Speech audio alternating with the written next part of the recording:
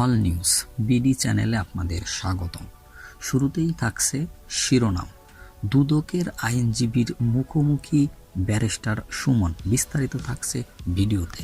4 আসনের সংসদ সদস্য ও বাংলাদেশ ফুটবল ফেডারেশনের বাফুফে সভাপতি আব্দুল সালাম মুর্শিদির বর্তমানে দুদকের কাছে একটা আইনি মামলার জন্য উপস্থিত হওয়ার কথা ছিল, কিন্তু সেখানে উপস্থিত হয়নি। সেই আইনজীবীদের রিটকারী আইনজীবী হচ্ছেন ব্যারিস্টার সাইদুল হক সুমন। দুদকের আইনজীবীরা মাঝে মাঝে বলেন তারা কারো কাছে মাথা নত করে না, কিন্তু এখন দেখা যাচ্ছে যে তারা অনেকটা মাথা ঘামাচ্ছে। এই মামলার বিষয় এমনটাই বলেছে ব্যারিস্টার সাইদুল হক সুমন।